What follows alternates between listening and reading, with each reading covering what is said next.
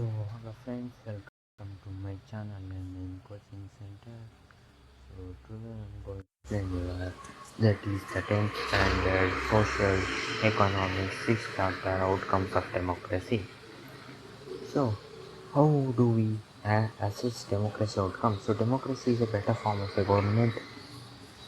Democracy was better, it promotes equality among the citizens and it enhances the dignity of the individual and it improves the quality of decision making and provides a method to resolve conflicts and it allows a room to correct mistakes.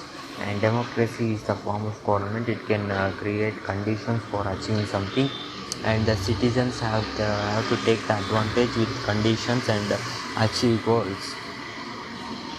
So let us know about the political outcomes of democracy. So in a democracy, we are most concerned with ensuring that people will have the right to choose their rules and people will have control over the rules.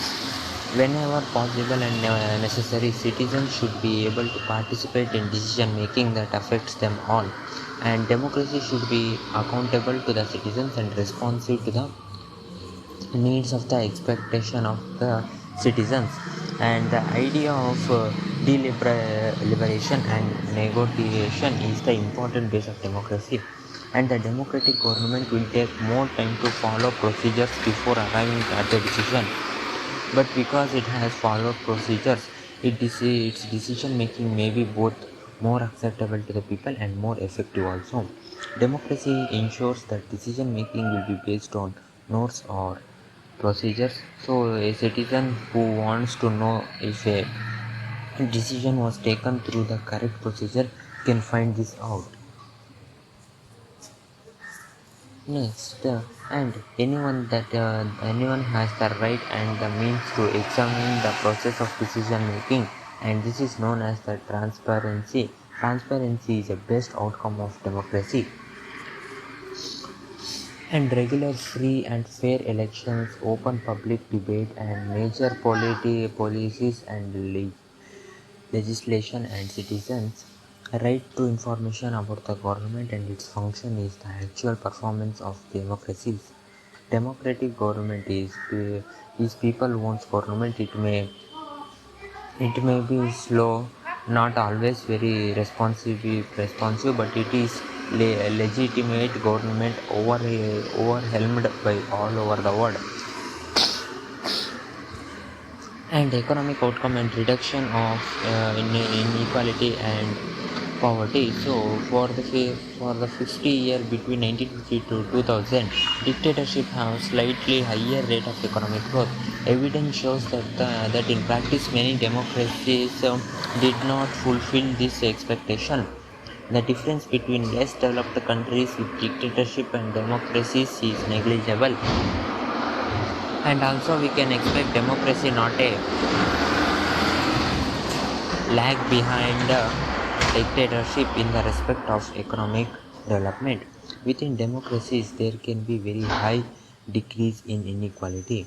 In democratic countries like South Africa and Brazil, the top 20% people earned more than 60% people in the national income, leaving less than 3% for bottom 20% is the population. So next, reduction of inequality and poverty. So democracies are based on the political equality, but due to economic inequality, it seems difficult. A small number of ultra-rich enjoy a high disproportionate share of wealth and income, and the people who are at the bottom of the society losing their income level and completely to sustain low standard of life. Next, accommodation of social development. So, democracy usually develop a procedure to conduct their competition. This reduces the possibility of these tensions becoming explosive or violent, and the conflicts among different groups cannot be fulfilled solved by any society. So, the major rules of the government must be satisfied two conditions. That is, it is important to comprehend that the vote-based system is not just run by dominant parts of supposition, and it is likewise important that government by major part does not progress towards becoming guidelines by greater part network as far as religions or race or genetics gathering or so further. So okay friends, this was your chapter. So like the video, comment on my video, and subscribe my channel.